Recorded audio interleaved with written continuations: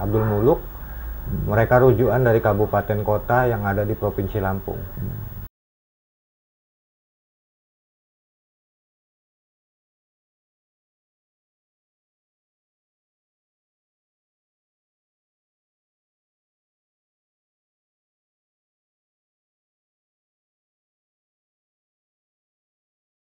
Pemirsa Pantau Lampung, kali ini kita berada di kediaman Bung Arifin Indrajaya. Arifin Indrajaya. Beliau ini sekarang apa sebutannya, koordinator atau ketua Donor darah. Ketua donor darah sukarela Bandar Lampung. Nah, ini banyak yang belum tahu juga nih, termasuk saya sebenarnya nggak begitu paham apa sih donor darah sukarela ini. Apa nih, lembaga apa atau organisasi apa nih, Bung? Kalau bilang organisasi, kita terdaftar memang benar di KS Bangpol Kota Bandar Lampung. Wadah bagi para relawan, khususnya relawan pendonor darah yang ada di Bandar Lampung. Bandar Lampung. Iya. Terbentuk tahun 2021 itu terdaftarnya. Tapi secara realnya kita sudah 2019 sudah berjalan. 2019 aja, jadi sebenarnya udah berjalan. Berarti memang anggotanya sebelumnya memang sudah aktif di donor darah itu ya. Tapi bedanya dengan PMI apa? PMI itu dia itu satu lembaga kan, karena di Provinsi Lampung ini hanya ada 2 bank darah. Bank darah khusus Rumah Sakit Abdul Muluk dan bank darah UTD PMI. Nah itu.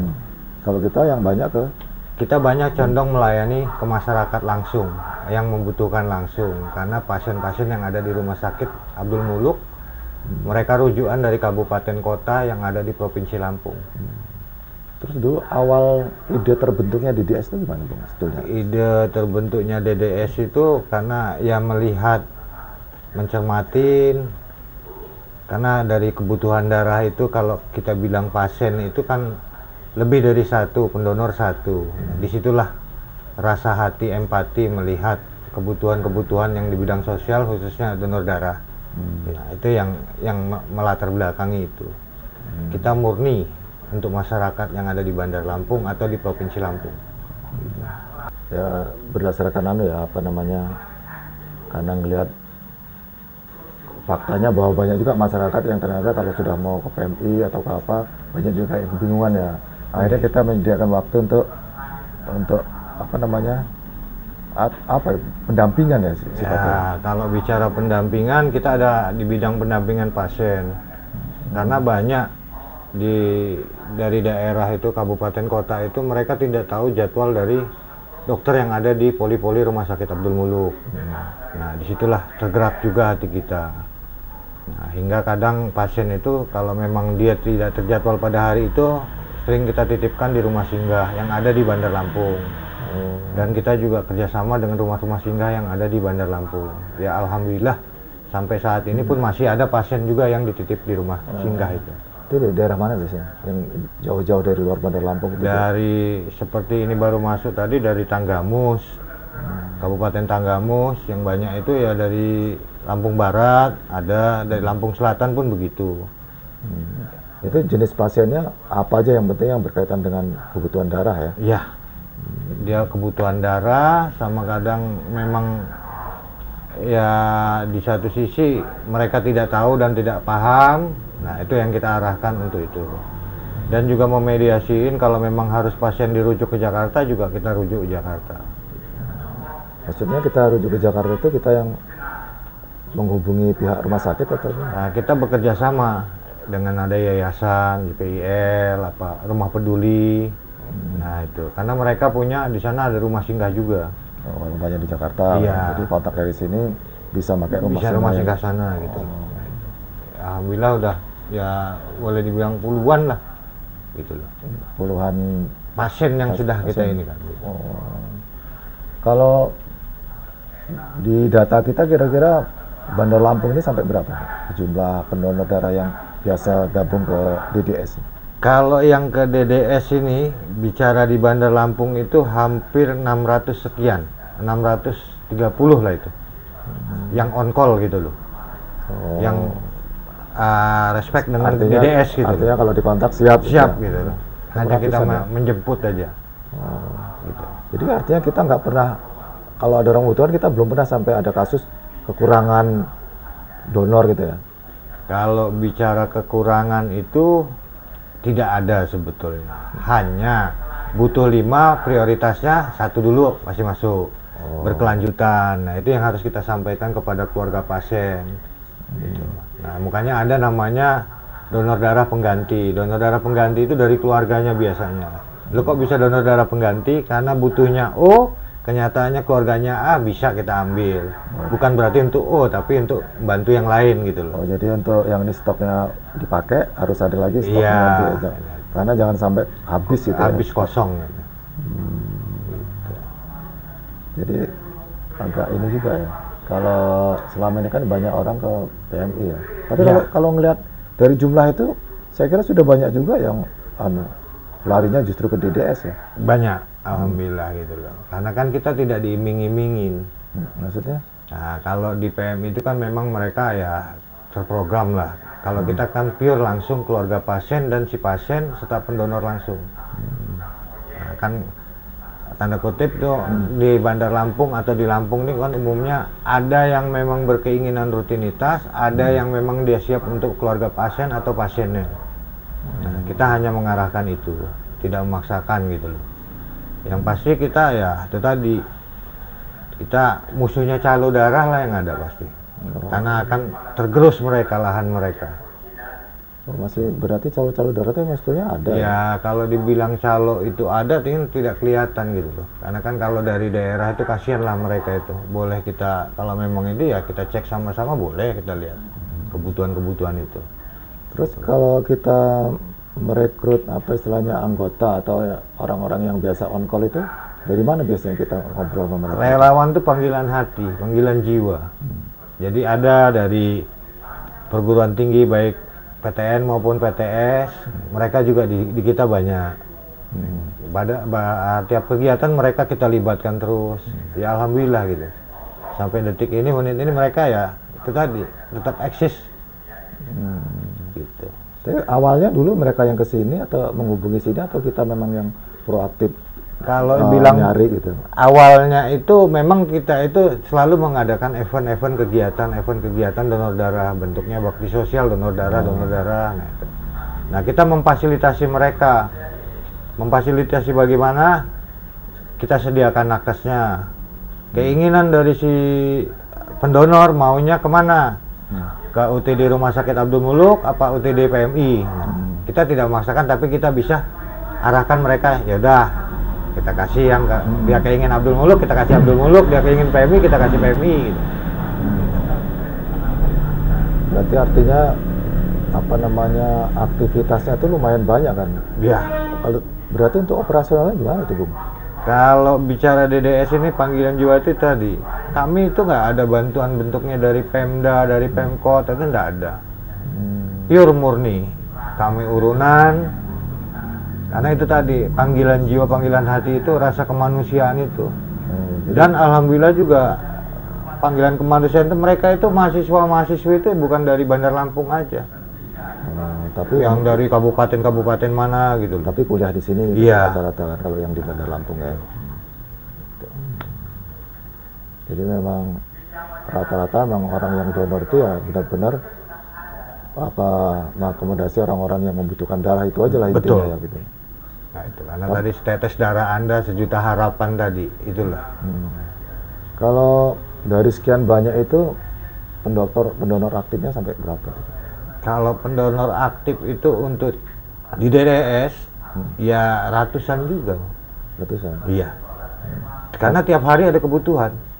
Yang paling senior sampai udah berapa kali tuh donor itu? Kalau bicara sampai senior ya alhamdulillah kebetulan saya dibilangnya senior.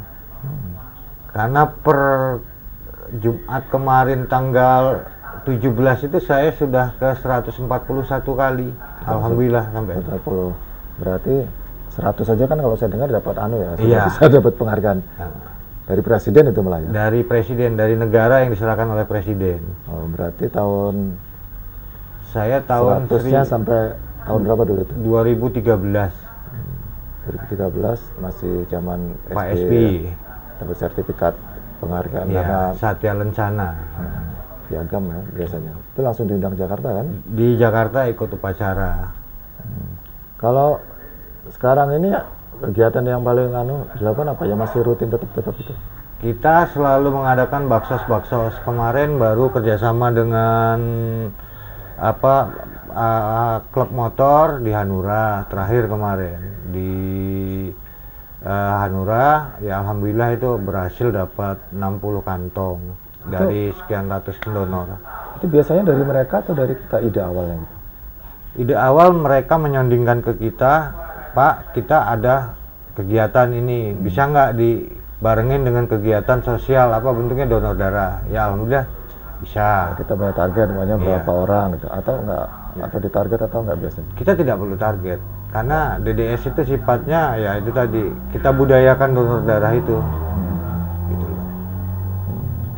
Dimanapun tempat ya kita membudayakan donor darah. Karena bicara donor darah secara otomatis generasi muda itu, kaula muda itu insya Allah jauh dari narkoba. Tapi sebetulnya kalau donor darah itu usia paling muda berapa sebetulnya yang boleh dia? Kalau usia paling muda itu ada aturannya 17 tahun. 17 tahun? Iya, pemula pertama. Di bawah 17 belum dianjurkan ya? Belum boleh? Atau memang secara kedokteran belum boleh? Nah, karena nanti kan ada pemeriksaan medis.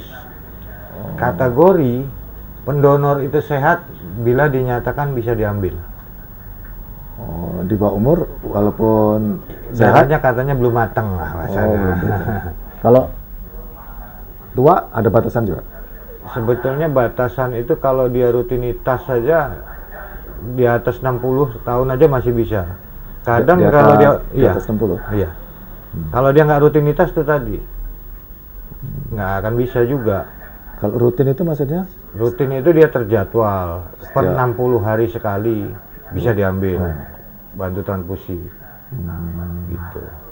Itu memang biasanya kalau orang-orang yang sudah rutin itu memang harus, atau 2 bulan sekali mereka sendiri dengan kesadaran sendiri mendonorkan darahnya ya? Kalau bicara mendonorkan darahnya itu satu yang utama mereka kesadaran.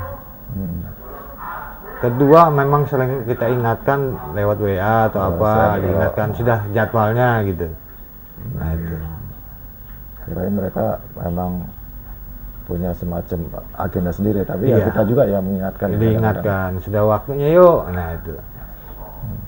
Kalau dari data yang on call kita tuh kalau dihitung donor darah, paling banyak golongan darah apa tuh biasanya? O itu, tapi memang karena O itu masyarakat memang secara umum memang paling banyak O ya? Iya, kecenderungannya memang banyak O. Yang paling sulit faktanya sekarang ini? Faktanya yang paling sulit saat-saat sekarang ini keterbatasan tuh AB. AB ya? Nah, kemarin akhir tahun kemarin tuh susah. Kok bisa susah? Karena dominan pendonornya jarang mereka. Tapi kalau dibanding AB lebih banyak A kan? Banyak A, betul. Kaitannya COVID kemarin dulu. COVID dengan di luar pandemi kemarin sebetulnya kebutuhan darahnya meningkat atau menurun tuh? Kalau kebutuhan darah pada saat COVID meningkat. Tapi kan mereka sebetulnya serangannya bukan ke darah kan? Bukan. Jadi ada namanya darah itu kemarin penyandang COVID bisa mendonorkan darah setelah melewati masa aturannya, dia bisa membantu. Mantan COVID, para penyintas itu ya, penyintas COVID itu ada itu kelompok itu. Gitu. Jadi kekurangan darahnya karena donor penyintas ya? Iya. Jadi bukan karena apa? Tapi kalau selama ini yang paling banyak kasusnya apa? Orang kurang darah itu? Kurang darah itu yang utama itu ibu melahirkan atau operasi. Itu yang paling utama. Iya. Kalau yang memang rutinitas penyandang talasemi, cuci darah itu yang tidak bisa ditolerir. Kalau dari laka lantas itu jarang-jarang lah artinya kata. Laka lantas kan kaitannya juga operasi ya. Operasi, nah itu. Atau kebutuhan darah karena laka lantas kecelakaan itu kan apa namanya ya luka segala macam membutuhkan ya. Kalau dalam 1 bulan lah taruhlah ya, rata-rata berapa tuh yang orang?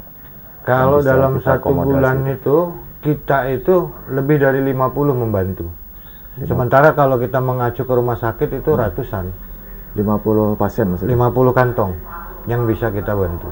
50 kantong itu nggak bisa mencirikan berapa orang ya?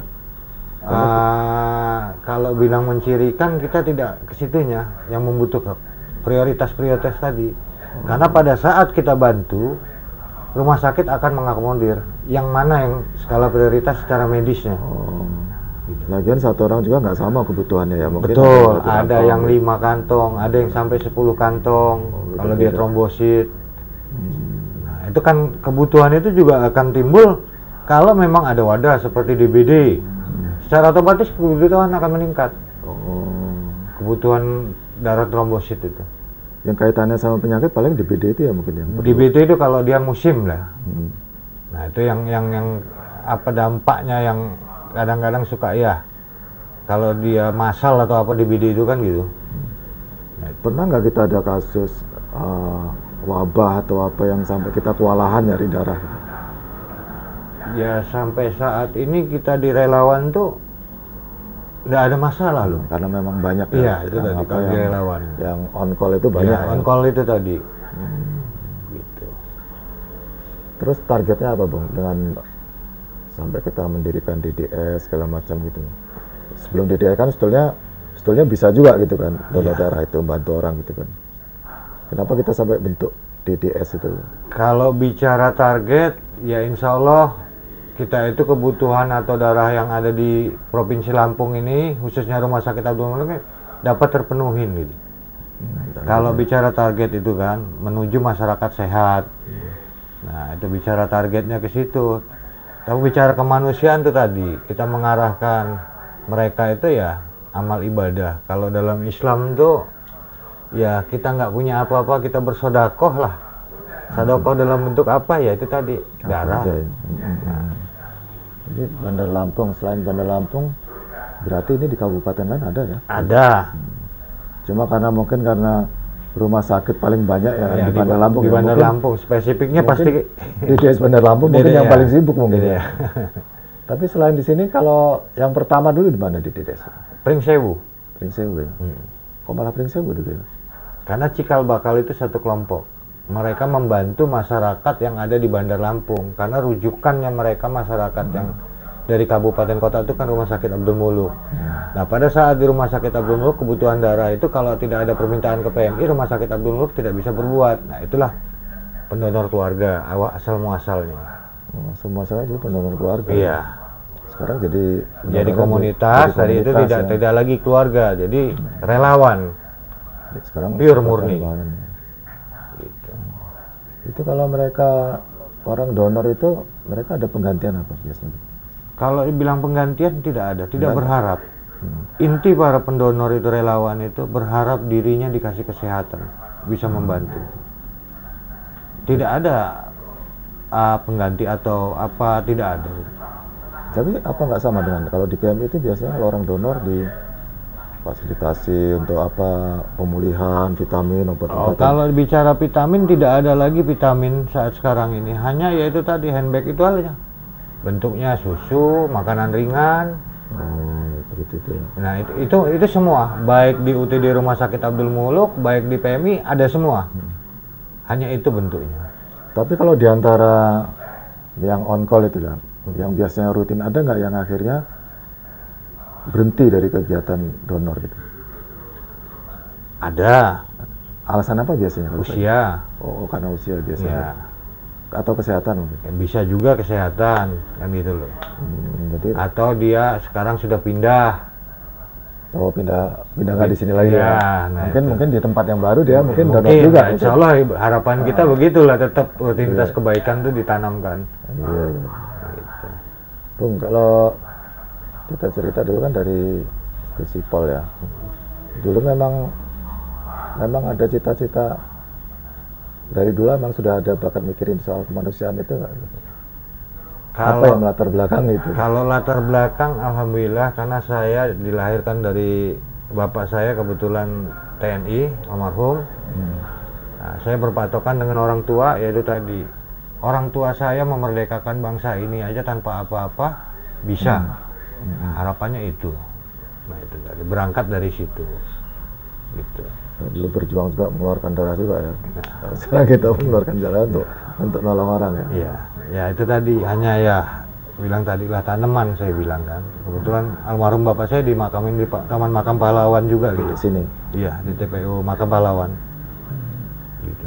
Bung Arif ini kelahiran sini asli ya? Kalau saya kelahiran Lampung asli. Lampung. Iya. Sekolah SD. Sekolah TK sampai perguruan tinggi di Lampung. Sampai perguruan tinggi ya? Iya. Itu tamat apa Stisipol ya? Apa Setial ya? Stisipol Setial. Dari Setial dulu kemana awalnya dulu? Dulu awalnya saya di perusahaan EPF kerjanya. Tamat kuliah itu? Iya. Lama itu di situ? Ya ada hampir 15 tahun. Lama berarti itu yang utama itu. Apa pensiun atau apa sifatnya kalau di EPF? EPF itu dulu ada namanya pensiun, tapi pensiun langsung lah kan. Karena saya tidak mau keluar dari Lampung. Karena pada saat itu yang saya pikirin keluarga. Anak saya masih kecil-kecil pada saat itu. Oh, artinya kalau mau dapat jabatan lagi keluar biasanya gitu kan. Terus kalau lihat di biodata itu di waktu kuliah kayaknya banyak juga tuh organisasi yang diikutin. Kalau organisasi hampir boleh dibilang organisasi itu kepemudaan saya di KNPI, zamannya Riko sampai zamannya terakhir Teguh, iya di KNPI juga. KNPI Provinsi Lampung. Beberapa periode juga itulah. Kemudian di Menwa. Kalau Menwa, alhamdulillah sampai hari ini pun masih jabatannya dan Menwa, Wadan Menwa Selampung. Baik di KBT saya di Hipakat, FKPPI. Nah itu, banyak lagi kalau yang itu. Itu kalau organisasi. Terus sekarang saya lihat malah jadi di sini malah di gabung masyarakat jadi ketua RT segala macam ya. Ya alhamdulillah buat kepercayaan saya bilang kan. Saya uber jabatan itu, tapi itu tadi masyarakat menginginkan ya alhamdulillah aja sudah. Semua berangkat dari hati ya itu tadi. Insya Allah ya hasilnya juga baik. Kalau kaitannya RT dengan DDS ini apa kaitannya? Untuk memudahkan mungkin ya. Kalau RT dengan DDS ini saya pikir ya itu tadi karena melayani masyarakat RT itu melayani masyarakat yang terbatas. Kalau RT DDS ini kan tidak terbatas. Gitu. Tapi lebih mudah ya apa istilahnya hampir sama bentuk anunya ya. Iya, melayani masyarakat. Bentuknya melayani masyarakat. Emang ada belum cita-cita apa ya nggak tergerak di bidang politik atau apa gitu? Kalau politik saya dulu pernah nyalon juga, gitu loh. Dan sampai hari ini pun saya masih jadi pengurus Partai Golkar Provinsi Lampung. Dulu nyalon dari Golkar juga ya? Dari Golkar. Sekarang sebagai apa? Sebagai wakil sekretaris di DPD Golkar Provinsi Lampung. Provinsi ya? Iya. Oh, nggak ada target lagi untuk nyalon lagi? Ya insya Allah nantilah. Sekarang ya terpikirkan ke depan ya pasti ada lah. Siapapun manusia pasti punya cita-cita kan gitu. Iya. Kalau dari Menwa itu sampai sekarang di Teguh masih ada ya kegiatan fisik masih banyak ya yang harus kalau di Menwa itu kalau namanya kegiatan fisik itu ya pada saat kita diksar sudah itu latihan-latihan tingkatan batalion baik PTN maupun PTS yang ada di Provinsi Lampung itu. Kalau sekarang di pengurus itu masih juga? Iya masih. Kegiatan juga itu? Masih latbak, latihan nembak segala macam masih. Tapi sekarang usia udah 69 ya lahirnya. Iya, itu sudah berapa ini? 50. Masih ikut kegiatan fisik sama apa? Ya alhamdulillah masih. Masih ya kalau lari Ya, masih kuat lah ya. Iya karena ya, kalau sebagai ketua donor darah ini ikut rutin juga berarti? Iya kalau dibilang rutin ya memang rutin. Ikut yang rutin itu ya? Iya. Itu saya bilang. Sampai kemarin tuh kan tadi saya bilang di awal sampai kemarin hari Jumat itu ya itu tadi yang ke 141. Itu yang sekarang 60 hari sekali itu ya? 60 hari sekali. Itu kalau habis donor itu biasanya masih bisa aktivitas atau kita harus istirahat? Ya kalau habis donor itu ya saya paling minum di situ kan sebentar.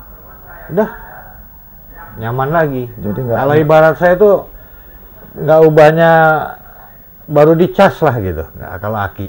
Nah, banyak juga yang cerita kalau habis honor istirahat, Enggak tiduran, ada. malah biasa aja ya, Ya, alhamdulillah kayak baru dicas malah malah tumbuh segar ya. semangat baru lagi. Kalau diambil darah itu maksimal berapa sih biasanya? 250 cc, 300 cc Itu memang sudah standar ya? Pak? standar. Nggak boleh lebih gitu. Ya karena giping setnya memang segitu ukurannya. Gitu loh. Mungkin kalau kebanyakan ya mungkin berbahaya untuk orang ya. Iya itu tadi. Karena kan bicara diambil darah itu kan si penerima itu dengan si pendonor ini kan ada namanya di pengelolaan darah itu kan nerima atau tidaknya, nah bisa ditransfusikan kan gitu. Sekarang di rumah putra 3 ya? Saya alhamdulillah dikaruniai putri semua, tiga-tiganya. Yang paling tua udah umur berapa sekarang? Yang paling tua itu kuliah di Unila di Fakultas Ekonomi di semester akhir. Berarti termasuk itu semua ya? Ikut semua? Ikut semua alhamdulillah ikut semua dua-duanya. darah. Ngomong-ngomong golongan darahnya apa? Saya golongan darah O. Sama saya O juga. Rumah O juga? Ada yang A, istri saya A. Tapi kalau anak O semua? Anak O. Ya, yang nomor 2 itu udah mulai juga karena baru masuk di Unila juga di FKIP. Ini kalau anak sudah mulai rutin juga? Iya, udah mulai. Itu masuk yang rutin 2 bulan itu atau yang? Tetap program aturan dari dinas kesehatannya atau aturan dari pemerintah itu yang 60 hari itu mereka. 60 hari 2 bulan. Iya. 60 hari itu memang aturan baru ya? Iya. Kalau dulu kan masih konotasinya ya 3 bulan. Nah, peraturan baru dari pusat itu kalau nggak salah itu ya 60 hari bisa. 60 hari itu Dengan kategori periksa dokter lolos. itu paling cepat ya? Iya. Oh, di bawah 2 bulan nggak boleh ya? Ada. Dengan pertimbangan apa biasanya? Nah, bukan pertimbangan. Diambil darahnya aparesis atau bukan. Aparesis kan tuh diambil darah putihnya. Sebulan bisa 2 kali. Oh, sebulan bisa 2 kali? Iya, aparesis itu namanya. Dengan volume yang sama ya? Iya. Aparesis. Oh, kalau yang 2 bulan itu umum maksudnya? Umum kategorinya, yang normal-normal lah. Gitu. Biasanya kalau sebulan itu dipakai untuk apa biasanya? Kalau yang model-model 1 bulan? Aparesis kebutuhan tersendiri. Kebutuhan tersendiri? Ya, seperti demam berdarah, itu kan harusnya dia membutuhkan kantong 5, bisa 1. Kalau di antara para pendonor yang on-call itu banyak juga Banyak. yang dipakai 1 bulan sekali itu? Ada juga karena itu keterbatasan itu. Karena kan terbatasannya, karena pengambilannya lama. Pengambilan darahnya? Nah, bisa setengah jam yang untuk aparesis.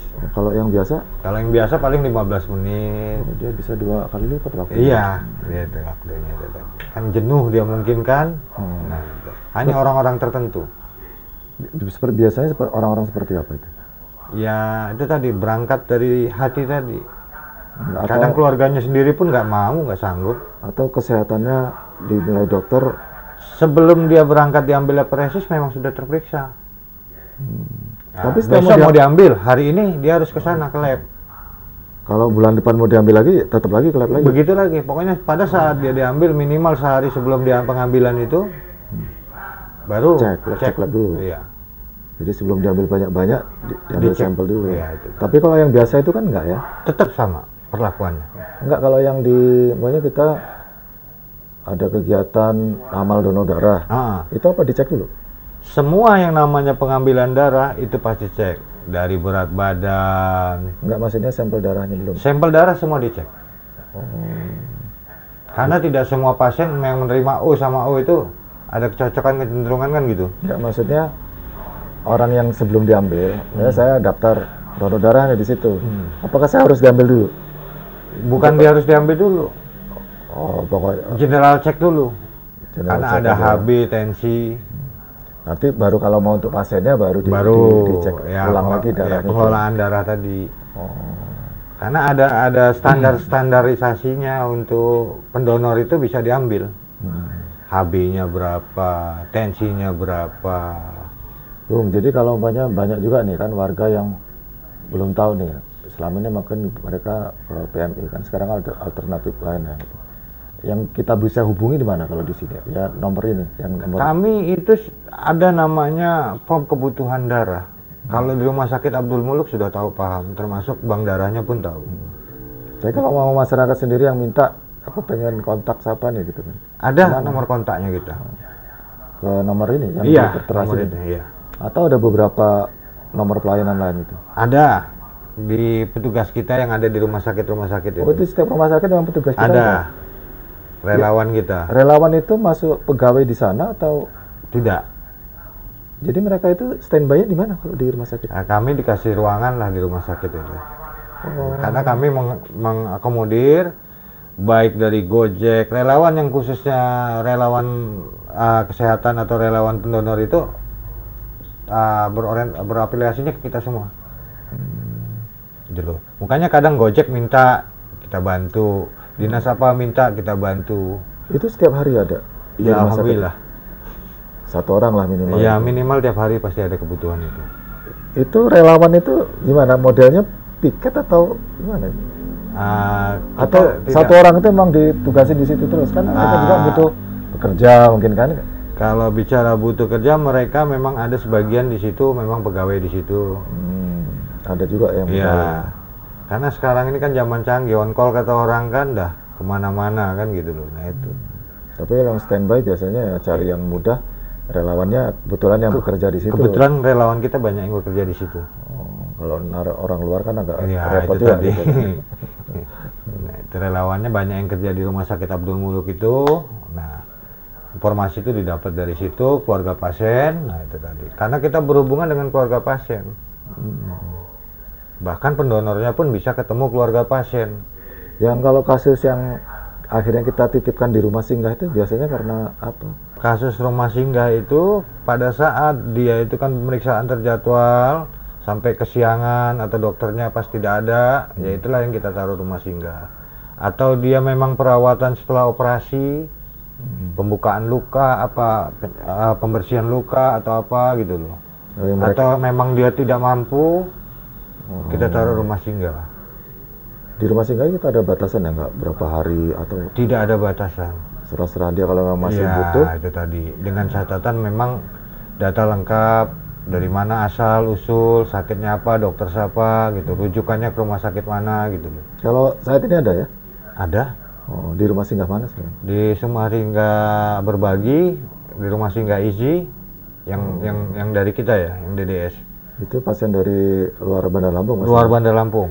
Satu dari Lampung Selatan sama satu dari Tanggamus itu. Yang masuk. Tapi mereka itu awalnya memang sudah tahu atau karena relawan kita yang ngasih tahu di rumah sakit itu? Karena kita pakai relawan itu tadi, mereka juga survei lihat memang benar-benar minta ditolong, minta dibantu, memang dari keluarga tidak layak atau keluarga tidak mampu, ya itulah baru yang kita upayakan. Gitu loh. Kita nggak perlu survei-survei yang terlalu rumit lah ya, survei Ya keluarga. kita ada di mana-mana ada gitu loh. Nah itu. Nggak, artinya kalau sekarang ke rumah sakit tenaga kan cerita kamu nggak mampu langsung bisa kita, Insya Allah data gitu loh. jadi agak memudahkan juga kan. Ya kemanusiaan itu tadi. Kalau kita bisa membantu itu kepuasan bagi mereka. Nah itu rata-rata. Makanya saya bilang baik mahasiswa itu banyak yang di kita itu gitu. Kita juga sama dompet duapa. Kalau DDS tidak ada uangnya. Jadi saya tahu. Nah, kita itu tadi memohon mereka yang memang bisa kita alokasikan untuk bantu ya kita mintain. Iya, Ke Pak. Basnas kita mintain buat bukan buat DDS tapi buat tadi itu tadi kesehatan dari si Karena kita pasien. sifatnya menghubungkan Iya.